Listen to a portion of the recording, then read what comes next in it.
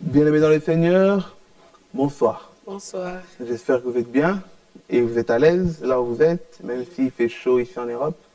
Mais comme on a tendance à dire ces derniers temps, et que la chaleur n'exclut pas ni la pudeur ni la décence.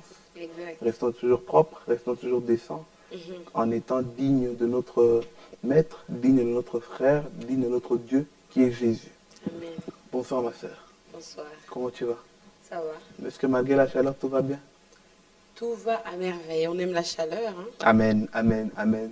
C'est pour ça qu'aujourd'hui, sans plus tarder, nous avons déjà parlé de ce thème-là, la première partie, les semaines passées. Et là, nous sommes venus vraiment plus aller en profondeur, parce que ça concerne toi, jeune, que tu me suis. C'est ça que nous sommes venus aujourd'hui pour parler de l'habillement, de le langage et aussi toutes ces relations sexuelles hors le mariage au sein de la jeunesse. Parce qu'il y a des choses que je pense que si on ne le dit pas, si on ne le revendique pas, quelque part, Dieu aussi va nous poser des questions. Exact. Voilà pourquoi nous sommes dans une génération qui est très très proche et très très confrontée à des problèmes, tout ce qui est l'impudicité, la débauche, etc. Ben, voilà pourquoi nous devons en parler sur des choses comme ça, nous devons en parler sur des thèmes comme ça. Et c'est pour ça que le frère qui était venu autrefois nous parler de ce thème-là, il est encore revenu une fois de plus pour nous reparler, mettre encore l'accent là-dessus. Et voilà pourquoi nous allons lui dire d'abord bonsoir. Bonsoir, frère Stéphane. Bonsoir. Bonsoir. Comment tu vas? Je suis béni, merci. Amen. Amen. Malgré la chaleur, tu es en costume. Frère, vraiment, donc il est vraiment rentré dans l'accoutrement des hommes de Dieu. Mais en fait, plus on est habillé, moins on a chaud, moi je trouve. Tu penses, frère? J'ai le Saint-Esprit, donc tout ce qui se passe, il me réconforte. Donc le Saint-Esprit te refroidit. Exactement. Climatiseur automatique. Automatique. Amen, amen, amen. Mais est-ce que vous pouvez juste nous conduire un petit moment dans la prière avant Ok. que nous continuions? Prions. Seigneur notre Dieu, je te remercie ce soir pour ta bonté, pour ta grâce, pour ta miséricorde. La parole dit, tu es la vie, tu es le chemin, tu es la vérité. Nous prions que ta vérité soit révélée ce soir et que les jeunes soient délivrés aujourd'hui. Au nom de Jésus. Amen. Amen. Amen. Amen, amen. Amen. Amen, amen.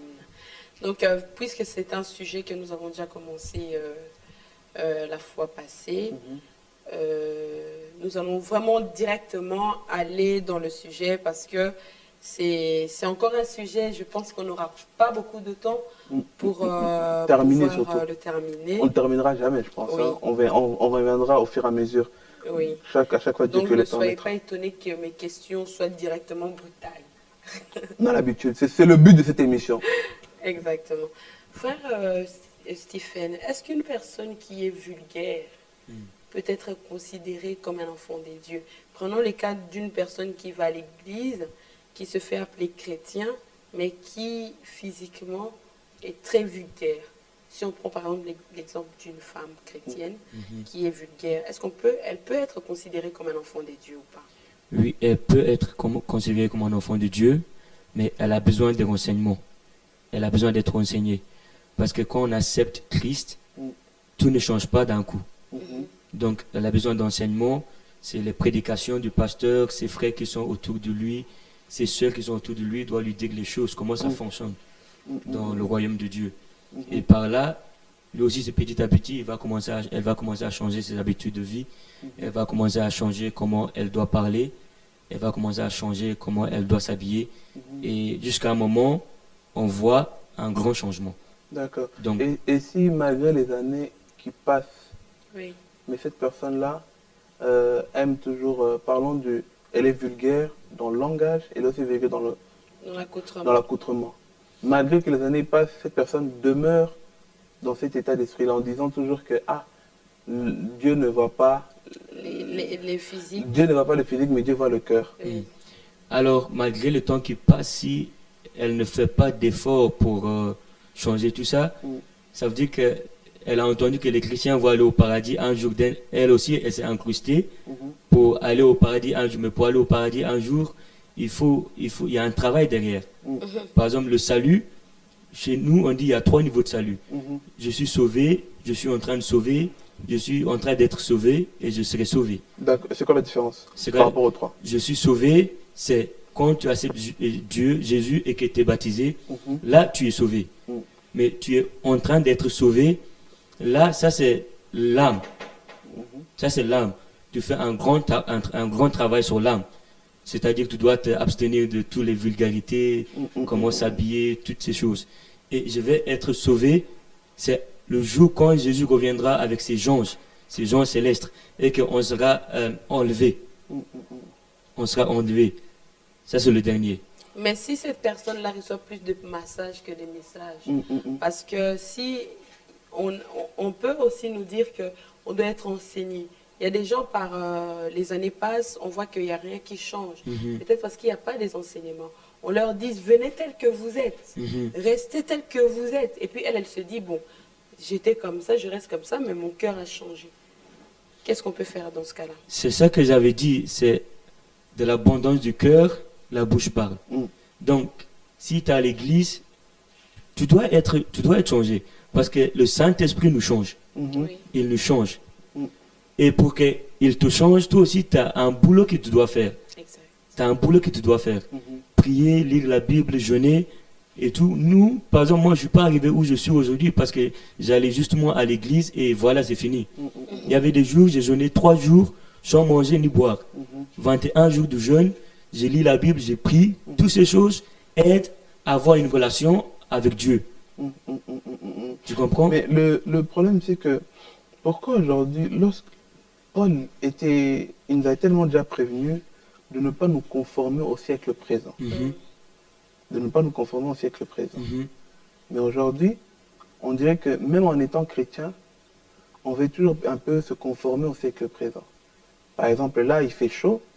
Vous allez voir, nos sœurs ou nos frères, ils ne vont pas éviter de mettre des débardeurs. Parce que les débardeurs, ça va peut-être nous permettre de faire sortir d'autres parties qui vont faire tomber. Maintenant, pourquoi les chrétiens, déjà, ma première phase de question, pourquoi les chrétiens, on a du mal à adapter un style qui est biblique, non un style que le monde nous présente aujourd'hui? Parce que je vois, les chrétiens ne voient pas les choses à long terme. Ils voient les choses à court terme. Ils ne voient pas les choses à long terme. Et les choses du monde sont très séduisantes, si je peux dire. Sont très séduisantes. Mais séduisantes à court terme, pas à long terme. Mais les choses de Dieu sont séduisantes, mais à court terme, à long terme, pardon. Donc, les jeunes veulent des choses du monde qui sont séduisantes à court terme pour, je vais dire, comment je dirais, je vais trouver le bon mot, mais... S'enjaillir. Pour s'enjaillir, voilà. Pour s'enjaillir. Mais ils ne voient pas les choses à long terme. Tu vois? Donc c'est pour ça qu'on a du mal à adapter un style qui est plus biblique. Plus biblique. Ouais. Plus biblique. Et lorsqu'on parle maintenant des enfants de Dieu, alors parlons d'un homme et d'une femme. Lorsqu'il fait chaud, comment on doit s'habiller? Tu peux s'habiller comme tu le désires. Mais le problème, c'est que tu ne dois pas montrer les parties privées de ton corps. C'est ça le problème. Tu vois, dans le livre, dans Proverbe 7:10, il dit, elle fut abordée par une femme ayant la mise d'une prostituée et la ruse dans le cœur. Tu vois? Et dans Ésaïe 6, verset 1, il dit, l'année de la mort du roi Osaïe, je vis l'Éternel assis sur un trône très élevé. Et les pans de sa robe remplissaient le temple. Même Dieu, tu vois comment Dieu est habillé. Le pan de sa robe remplissait le temple. Ça veut dire que tu dois habiller d'une manière, tu dois être couvert. S'il fait chaud, même s'il fait froid, c'est... Tu peux t'habiller léger, mais tu dois couvrir tout. Tu dois couvrir. Parce que ça apporte des scandales, des tentations, et tout ça, c'est très important. Mais ça, pourquoi tu rigoles? On doit couvrir les parties importantes de son corps. Oui. Les parties, Oui. Mais les parties qui sont... Les parties privées. les parties oui. privées. C'est le mot Mais qu'il les parties qui utilisé. sont moins importantes, Comme... mais comme ta cheville elle est moins importante, Et les doigts aussi. les doigts sont moins On ne importants. peut pas porter les gants. Non, En mais fait, bon, pour l'habit, on peut accentuer sur les femmes. Pourquoi? Parce que les hommes courent après ce qu'ils voient. Tu comprends? Ils courent après ce qu'ils voient. Mais les femmes, c'est ce qu'ils entendent. Tu comprends? Donc, si un garçon te voit dévoiler une partie de ton corps, Massa, tu as compris ça? Nous, les hommes, on court envers les femmes par rapport à ce qu'on voit. voyez. Les femmes, ils courent envers les hommes par rapport à ce qu'ils entendent. Mais moi, j'ai vu un homme dernièrement dans le train qui avait un short limite cuisse, quoi. Est-ce que c'est normal qu'un homme s'habille comme ça? pour moi, je ne m'habillerai pas comme ça. Pour moi, D'accord. Mais est-ce que bibliquement parlant, est-ce que c'est correct ou pas? bibliquement parlant, ça peut être correct si tu es à la maison, oui.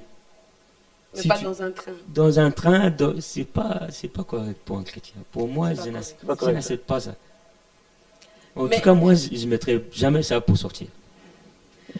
On voit alors dans le livre de Deutéronome Prenons un peu la Bible. 22:5. On va un peu lire ensemble. Hein? Peuple de Dieu, prenez un peu de toute la Bible. Parce que Deutéronome 22:5. pour que ça ne soit pas des choses, c'est la sœur Anaël et les frères John qui sont en train de l'inventer, ou Oui. le frère Stéphane. Mais partons sur l'analyse biblique. C'est ce que la Exactement. Bible nous recommande. Dans la Bible, nous dit que une femme ne portera pas des vêtements d'homme et un homme ne portera pas des vêtements de femmes, car quiconque fait ces choses est en abomination devant l'Éternel ton Dieu. Maintenant, comment on peut comprendre ce verset-là? Bah, une femme ne portera pas les vêtements d'un homme et un homme ne porterait pas les vêtements d'une femme. Ça, pour moi, c'est très clair. Parce qu'aujourd'hui, avec la mode, on voit des vêtements des femmes qui doivent être pour des femmes, mais on voit des garçons qui mettent ces vêtements. Comme Et quoi, par exemple? comme moi, je vois, mais je ne connais pas le nom. Maintenant, on fait une blouse. Il y a une blouse qui doit être pour les femmes, mais il y a des garçons maintenant qui mettent des blouses. Je ne sais pas, c'est inventé par où. Et récemment, il y a une amie qui a eu, dans son songe, elle a eu la révélation. Elle dit que c'était la fin du monde. Et tous les garçons qui portaient les vêtements d'une femme n'étaient pas enlevés. Ils étaient pas enlevés. Et elle-même, la fille qui a eu ça, elle a dit qu'elle s'habillait aussi d'une manière où elle montrait les parties privées de son corps jusqu'à des jupes très courtes et tout. Elle aussi, elle n'a pas été enlevée. Alors quand elle s'est réveillée, elle pleurait, Dieu, aie pitié de moi, aie pitié de moi, aie pitié. On a vu la vidéo, elle pleurait. Tu vois? Et toutes ces révélations, c'est pour te dire, fais attention. Fais très attention. Parce qu'un jour, tu vas le regretter. Amen. Donc- Maintenant, mais comment reconnaître aussi les vêtements d'hommes et des femmes? Parce qu'on voit qu'à l'époque, quand on a fait les vêtements pour Aaron, les grands sacrificateurs, c'était une longue robe. Une longue robe. Maintenant, de nos jours, quand on parle de vêtements de femmes, on voit des robes, des jupes. Mais quand on parle des vêtements des hommes, on voit des pantalons. À l'époque, nous voyons qu'ils portaient plus des Ils robes. vendaient des tuniques, des tuniques de bigarrets, Mais des non. ceci, cela. De nos jours, est-ce que le pantalon, c'est vraiment un vêtement pour Que homme? pour femmes. Non, Et que pour hommes plutôt. Oui, Le pantalon. c'est un Parce vêtement. que si on voit, moi personnellement, je dirais que Oh, un homme qui Pose porte, la question d'abord. un homme qui porte un pantalon et une femme qui porte un pantalon, mais pas un pantalon qui sert, un pantalon normal, je trouve que c'est plus l'homme qui fait vulgaire que la femme. Tu trouves ça? Oui, C'est le contraire plutôt. parce que on voit plus de dessins que chez la femme. Mhm. Donc, est-ce que le pantalon, c'est vraiment un vêtement pour homme? C'est- Les hommes ne devraient pas porter des robes. Le pantalon est un vêtement pour l'homme, c'est pas pour la femme. D'accord. Parce que dans Mais la ça, c'est Bible, l'homme. Attends. Frère, termine la réflexion. La sœur, je sais qu'elle va rajouter une couche. Termine la réflexion. parce que dans la Bible, on voit que Dieu a donné une prescription précise Oui. pour Moïse de faire des vêtements sacrés pour Aaron et ses fils. Ça, c'était une prescription vraiment précise de Dieu. Tu vois? Et une femme qui met un pantalon très serrant, ça, on peut dire que les femmes ont plus de formes que des garçons. Tu vois? Et c'est les formes des filles qui fait tomber les femmes. Bon, Comme l'exemple que dans j'avais la fait. C'est Bible, des hommes aussi. dans la qui Bible, sont- dans la Bible, le problème c'est que dans la Bible, on n'a pas parlé de pantalon. Oui. C'est ça le problème aussi. Donc la Bible nulle part n'a parlé de pantalon parce Il n'a qu'en ce temps-là, on mettait tous des tuniques, femmes ou hommes. Femme ou homme. Voilà. Oui. Donc, Mais- mais Attends. Les vêtements qui sont dans la Bible, je vais vous dire, hein, il y a la mise d'une prostituée. d'accord. C'est quoi la mise d'une prostituée par exemple? Je vais dire la mise d'une prostituée. C'est quoi? La mise d'une veuve. les vêtements des grands sacrificateurs, D'accord. les vêtements des princes et des princesses, D'accord. les vêtements des reines. C'est pour ça qu'on a dit quand Esther voulait la faveur devant le roi Assuérus, elle a été portée la robe d'une reine. Et Assuérus a dit, pourquoi tu portes cette reine à ce temps-là? Tu vois, il y a tous ces vêtements. Est-ce que tu saurais un peu décrire la robe d'une prostituée, par exemple, selon la Bible? Par exemple, comme j'ai donné le Pourquoi verset. pas d'une veuve?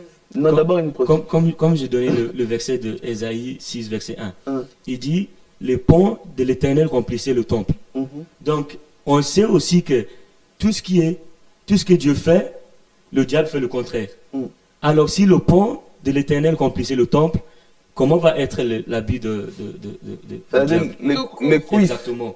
les ponts de la cuisse, Les ponts de la cuisse qui remplit le temple. de la robe. Non, mais j'ai dit, pour le diable, c'est le pont de la cuisse alors. Non, pour le diable, c'est-à-dire le vêtement, Ben, il s'arrête à la cuisse. à la cuisse, voilà. Il s'arrête à la cuisse. Ah, donc Tu fais tomber les hommes. Ça fait tomber les hommes. tu as compris? Donc, le pont, pour Dieu, le pont de la robe De qui sa remplit robe, les draps, ça remplissait le temple. et C'est-à-dire pour qu'il le était diable, couvert. le pont de la Si cuisse. Dieu est couvert, ça veut dire que Exactement. le diable est... Voilà, c'est... Maintenant, si on reprend un autre verset encore, on va prendre cette fois-ci 1 Jean 2,15. 1 Jean 2,15 qui est magnifique. Prenez vos Bibles aussi, comme ça on va lire tous ensemble, on va vérifier. Qui nous dit n'aimez pas le monde ni les choses qui sont dans le monde. Si quelqu'un aime le monde, l'amour du Père n'est pas en lui. Maintenant, aujourd'hui, on est en même temps chrétien, en même temps on aime un peu le monde. Parlons plus de la mode. Maintenant là, on nous dit, si on aime trop le monde et les choses du monde, qui est notamment la mode, etc. et tout, l'amour de Dieu n'est pas en nous. Or que nous, les chrétiens, maintenant, si on aime trop le monde comme ça, comme on a tendance à l'aimer aujourd'hui, qui est en nous aujourd'hui? Si on aime le monde, Qui est en nous aujourd'hui? qui est en nous aujourd'hui, Donc, si on aime la mode qui est dans le monde, Hein? Qui est en nous aujourd'hui? c'est-à-dire c'est le monde qui te contrôle.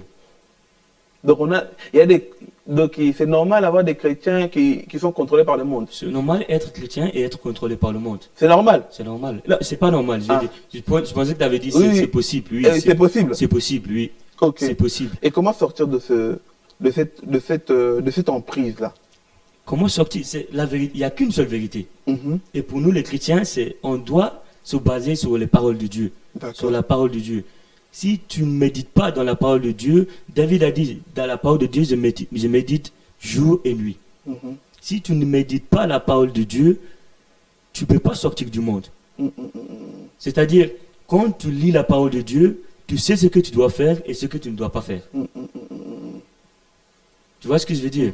Et quand on dit les choses du monde, ça ne veut pas dire la nourriture, c'est l'impudicité, la fornication, l'adultère, toutes ces mauvaises choses. Toutes ces mauvaises choses. Et sans le Saint-Esprit en toi, tu ne peux pas vaincre ces choses. Là, ça doit être clair. Tu ne peux pas vaincre ces choses avec ton propre force. Tu ne peux pas. C'est impossible. C'est impossible. parce que c'est des choses qui sont en fait plus spirituelles. C'est plus spirituel. Parce que le monde spirituel contrôle le monde physique. La plupart des gens ne savent pas ça. Avant que quelque chose se passe dans le physique, ça s'est déjà passé dans l'esprit. C'est pour ça qu'avant qu'un homme il tombe avec une femme, il est déjà tombé dans sa tête. C'est trop tard, tu es déjà tombé. Amen. Maintenant, si on parlait un peu du comportement, des attitudes, de nos paroles, surtout nous les chrétiens, comment le comportement, les attitudes, les habitudes d'un croyant peut-il influencer son entourage? C'est-à-dire les comportements, les attitudes, si tu as de la valeur devant Dieu, tu vas avoir de la valeur devant l'homme. Tu comprends? Si tu as de la valeur devant Dieu, tu auras automatiquement la valeur devant l'homme. Et l'autre fois, on avait parlé, c'est quoi se mettre en valeur? Se mettre en valeur, c'est posséder quelque chose que les autres n'ont pas. Tu possèdes quelque chose, tu as quelque chose que les autres n'ont pas. Et se mettre en valeur, ça veut dire que ton prix est très élevé. Amen. Par exemple, l'or. C'est pas tout le monde qui possède l'or chez soi. Parce que le prix de l'or est très élevé. Il n'y a pas beaucoup de gens qui peuvent avoir l'or chez soi. Et donc, le prix de l'or, ça fait sa valeur. On ne voit pas une Bentley tous les jours dans la rue. Tout à fait. Tout à fait. On ne voit pas une Bentley tous les jours dans la rue. Et même, ce n'est pas les vêtements qui nous mettent en valeur. C'est pas les vêtements qui nous... C'est notre caractère, les attitudes, les comportements, la modestie. Amen. Par exemple, avant, j'étais footballeur. Donc, je vais vous faire l'exemple là. Par exemple, si Cristiano Ronaldo ou bien Messi, il fait une pub pour des chaussures ou bien pour un vêtement ou quoi que ce soit, tu vois que ce n'est pas le vêtement qui met Ronaldo en valeur. Mais parce que c'est ceux qui ont Ronaldo qui a mis le vêtement en valeur. Amen. Tu comprends? Amen. Donc, c'est ceux qui ont toi qui met toi en valeur. C'est pas ce que tu mets sur toi. Amen. Amen. J'aime bien cette parole-là. Ouh. Et comment influencer alors notre entourage? C'est-à-dire, quand ton entourage voit comment tu t'habilles, comment tu réponds aux gens, comment ils voient une différence. Parce que tu ne peux pas influencer quelqu'un en faisant la même chose que la personne. Tu ne peux pas influencer ton voisin en s'habillant de la même manière que ton voisin, en parlant de la même manière que ton voisin. Tu ne peux pas, c'est impossible. Tu ne peux pas l'influencer. Qu'est-ce que tu pourrais conseiller? Là, j'ouvre une bonne parenthèse de l'influence. Qu'est-ce que tu peux conseiller à un frère ou une sœur qui est chrétien, mais qu'il a encore beaucoup d'amour envers ses amis païens? Que parfois, quand il est parmi les chrétiens, il se comporte bien. Quand il est parmi ses amis païens, au lieu de faire ressortir son mal-être en disant que non, c'est pas comme ça, mais il se dit parfois, ah non, je vais parler un peu comme eux pour que je ne sois pas le rejeté du groupe. Qu'est-ce que tu pourrais les conseiller à ce moment-là? C'est-à-dire, tu dois savoir qui en toi, à qui tu appartiens. Si tu sais qui tu appartiens, tu sais que tu as la confiance en toi. Tu sais que le Saint-Esprit habite en toi. Tu appartiens à Dieu. Tu as la confiance. Parce qu'on dit la terre appartient à Dieu et tout ce qui est dedans. Donc si on dit la terre appartient à Dieu et tout ce qui est dedans et que tu appartiens à celui que la terre appartient, tu dois avoir peur de personne. Tu dois pas avoir peur de déclarer qui tu es. Amen. Donc, quitte à perdre des amis ou quitte à être direct avec eux, il faut le faire. Il faut être direct. Il faut déclarer où tu es. Et si tu dois résumer ça, comment cette personne doit se mettre en valeur par rapport à Jésus? Se mettre en valeur par rapport à Jésus, c'est-à-dire fais ce que Jésus te demande de faire. Amen. Ça, c'est très simple. Tu fais ce que Jésus te demande de faire, tu as de la valeur par rapport à Jésus. Par exemple, on dit, Dieu nous aime tous de manière égale. Ça, c'est vrai, hein? Il nous aime tous de manière égale. Mais on ressent l'amour de Dieu par rapport à notre positionnement. Tu comprends? Par exemple, le soleil, il fait chaud maintenant, on ressent la chaleur du soleil. Mais quelqu'un peut ressentir plus la chaleur du soleil en étant à un endroit où le soleil il t'a plus. Tu comprends? Jean est appelé l'apôtre de l'amour. Pourquoi? Parce que Jésus l'aimait et lui aussi, son amour était réciproque. Donc si Dieu t'aime et que ton amour n'est pas réciproque, ça marche pas. Ça marche pas. Amen. En tout cas. Mais la Bible nous dit de résister au diable et de faire l'impudicité. J'aime bien ça. Oui. Donc ça veut dire qu'en fait le diable il est même trop petit qu'il est impudicité. Mais en fait tu sais qu'il y a une révélation là-dedans. Dieu a minimisé le diable. C'est pour te montrer que le diable était petit. Oui. Hein? Il a dit pour le diable résister, mais l'impudicité courait. Et en plus la Bible dit que résistez au diable et il fuira loin de vous. C'est lui qui va fuir. C'est lui qui va fuir. Mais par rapport à l'impudicité, tu as dit ne résiste pas. Il faut fuir. Fuir. Comme on dit, en lingala, on dit mbang. Allez, cours. On dit mouissiazaza. Donc tu prends les chaussures, tu enlèves les chaussures. Tu pars. Mais maintenant, pourquoi devons-nous fuir l'impudicité et non résister? Parce que l'impudicité, on peut dire, c'est un combat que on affronte de loin, pas de près. C'est-à-dire quand tu fuis de l'impudicité, tu résistes automatiquement au diable. Ok. Tu comprends? Oui. Si tu fuis de l'impudicité, tu résistes automatiquement au diable. Parce que, comme la Bible dit, fuis l'impudicité. on ne combat pas l'impudicité en parlant en langue, ou ça c'est impossible. Par exemple, parce que si je me bats avec quelqu'un, tu vois, ça va provoquer la personne aussi de sortir son âme puissant. Donc si tu es devant l'impudicité et tu veux parler en langue, le diable aussi, il sait que tu sors ton âme et lui aussi il va sortir son âme. Mais quand je me bats avec toi et que tu sors un couteau par exemple et moi je fuis, même si tu fais des dégâts, voilà, il n'y a pas de dégâts. je ne suis pas là. Je suis pas là. Je suis parti. C'est une bonne chose. C'est une bonne Je suis explication. parti. En fouillant l'impudicité, tu Tu restes résistes. déjà au diable. On dit Gloire à Dieu. le diable est très rusé. Amen. Parce qu'en Genèse, la Bible avait dit, le diable était plus rusé. Mais il n'a pas dit le diable était plus puissant que l'homme. Ou bien avait plus d'autorité que l'homme. Il était plus malin. Il était Oui. plus malin. Il Mais était pas plus plus câlin. puissant. Voilà. Mais même quand on dit le diable rôde comme un lion, Un lion. donc on dit comme, mais il n'est pas Il n'est un pas lion. le lion. Il n'est pas un Il lion. rôde comme. Donc, C'est photocopie. Oui. Quelles sont les conséquences de toutes les relations sexuelles hors le mariage? Alors, les conséquences, il y en a beaucoup. Au niveau physique, au niveau Parlons un peu spirituel. parlons d'abord du physique et puis on parle du spirituel. Du physique, les relations sexuelles avant le mariage. Premièrement, ça te dépossède de ton estime de soi, de ta confiance en tant que personne. Ça te dépossède. Et ensuite, ça dévalorise le mariage. Ça dévalorise le mariage. Parce que quelque chose qui est pour les mariés, l'époux et l'épouse, si tu le fais avant le mariage, c'est-à-dire pourquoi me marier alors si je peux faire ce que je dois faire dans le mariage, pourquoi me marier alors? Ça dévalorise le mariage. Mais la Bible dit en Hébreux 13, 14, il dit que le mariage soit honoré de tous. Et le lit conjugal exempt de souillure, car Dieu jugera les impudiques et les adultères. Tu comprends? Les conséquences physiques. Tu peux répéter ce verset-là, s'il vous plaît? Hébreux 13, 4. Il dit que le mariage soit honoré de tous. Et le lit conjugal exempt de souillure, car Dieu jugera les impudiques et les adultères. Tu sais pourquoi je demande de répéter? Parce que beaucoup de gens ils s'arrêtent sur le mariage soit honoré de tous. Ils oublient la virgule là. La suite là, elle est plus importante que la première partie. Plus important. Exactement. Et on sait bien aussi, les maladies sexuellement transmissibles, ça, il y en a beaucoup. Les gens disent, bah oui, on utilise des préservatifs. Mais si Dieu décide de te punir, il va te punir. Amen. Il va te punir. Et spirituellement? Spirituellement, ça c'est encore plus grave. Ça c'est encore plus grave spirituellement. Parce qu'il y a une alliance qui se fait avec la personne, tu as commis l'acte.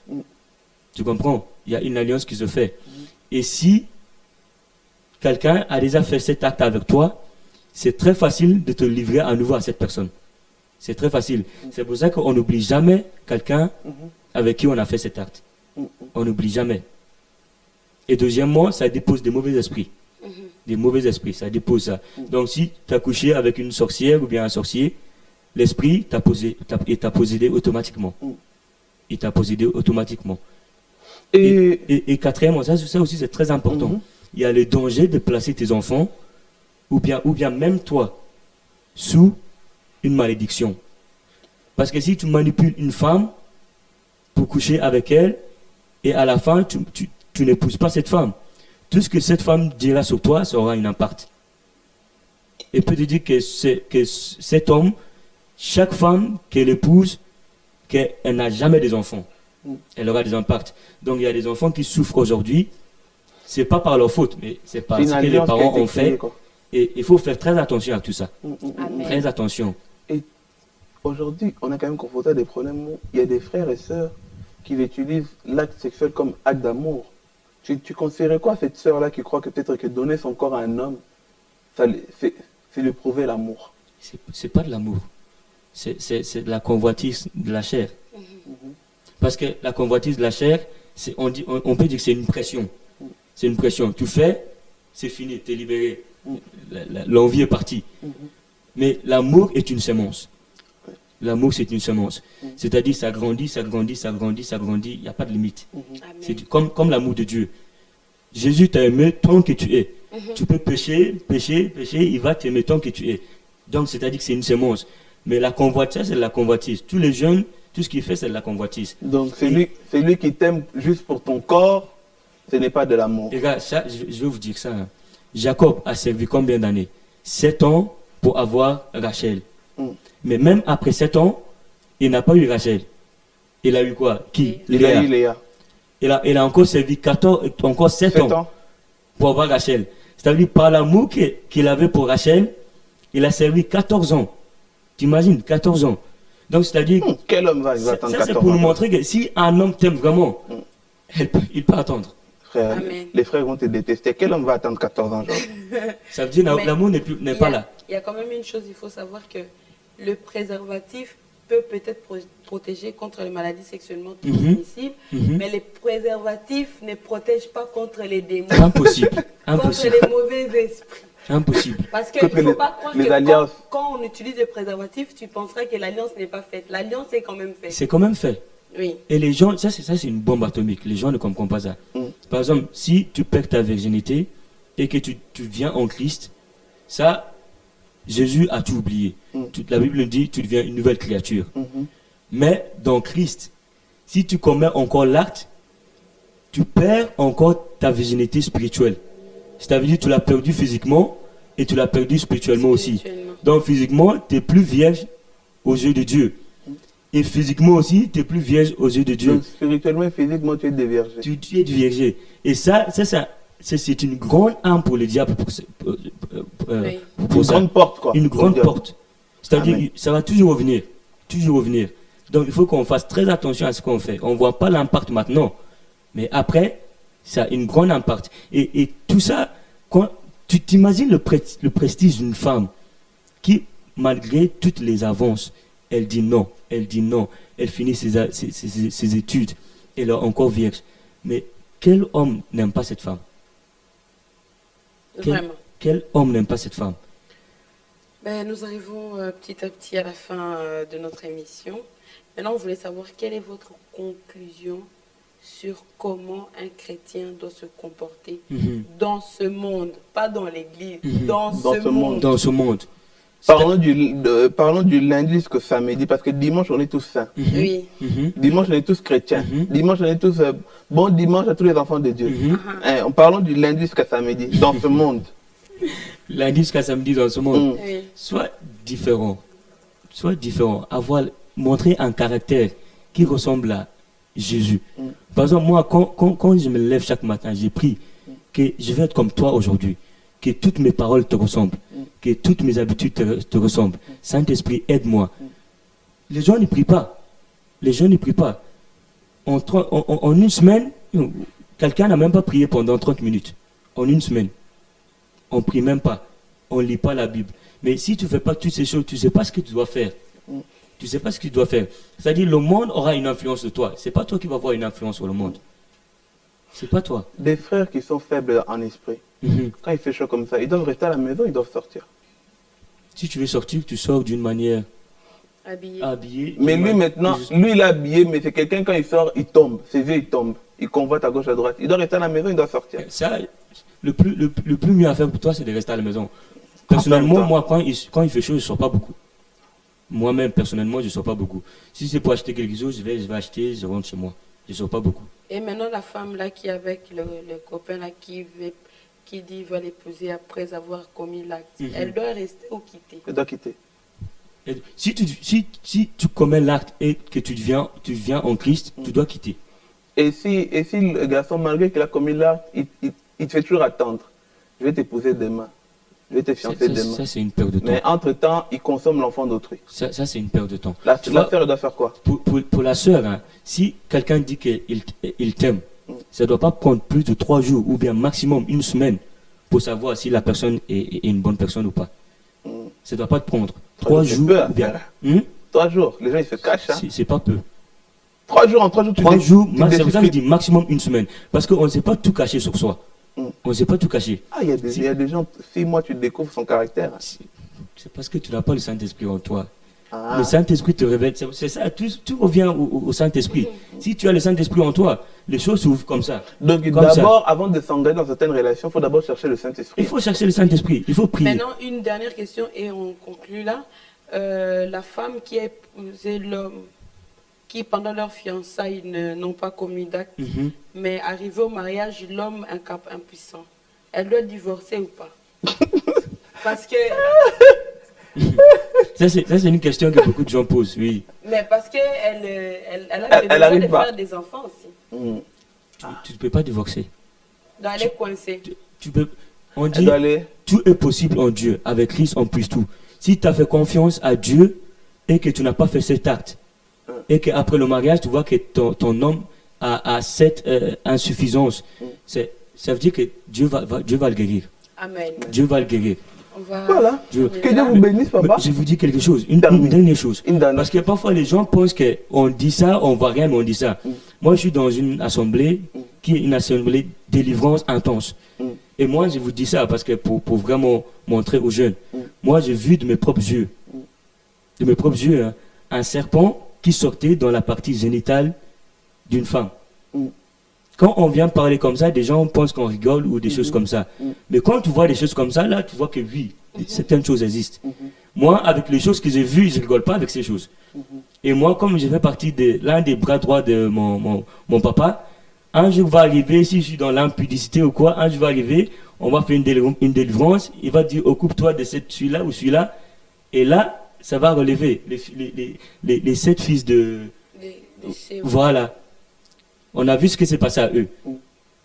Il ne faut pas rigoler avec l'impudicité. Il ne faut pas. Il faut vraiment prendre au sérieux ce message. C'est vraiment un conseil pour nous, nos frères, nos sœurs, nos autres là qui sont ici sur le plateau. C'est vraiment un conseil, quelque chose à prendre à cœur et de mettre en pratique. C'est vraiment bénéfique. L'impudicité est réelle. Le diable est réel. Le diable utilise par tous les moyens pour arriver à atteindre les enfants de Dieu. Donc on doit vraiment faire attention. On doit vraiment faire attention à comment on marche, à ce qu'on fait. Il y a des choses, peut-être, on a l'impression que ça n'a pas de conséquences aujourd'hui, mais on les paye tôt ou tard. Exact. On les paye vraiment tôt ou tard. Comme on dit, il y a un dicton que le monde a inventé, mais ce dicton-là prend son sens quand on dit « tout se paye ici-bas ». Et vraiment, à un moment donné, on finit par récolter tout ce qu'on a sémé. C'est pour ça qu'on doit vraiment faire très, très attention à comment on marche, à comment on se tient et à comment on vit. Exactement. Et je suppose que vous avez entendu ce qu'il fallait entendre aujourd'hui. Vous avez reçu ce qu'il fallait recevoir aujourd'hui. Que dire de plus? À part vraiment vivre dans l'abstinence. Et retenir cette phrase, fuir l'impudicité, c'est résister au diable. Voilà. Et tenez bien vos langues, respectez bien vos accoutrements, comme on est en train de répéter. La chaleur n'exclut pas la pudeur. Que Dieu vous bénisse abondamment. Mon frère, que Dieu te bénisse. Amen. J'espère que ce n'est pas la dernière fois. Non. Tu es un enfant de la maison. Amen.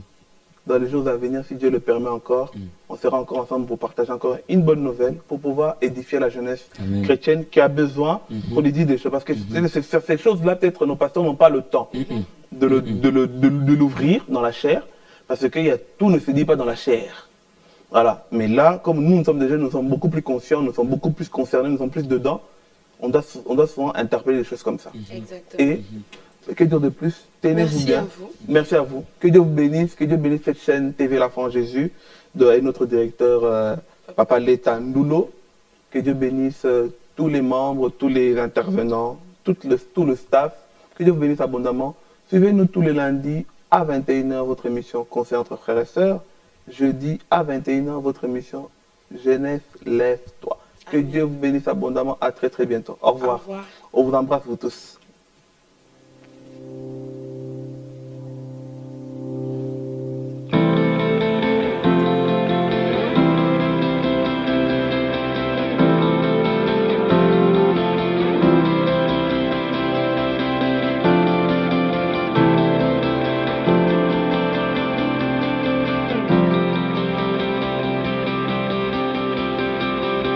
My life is a life for your cause. My way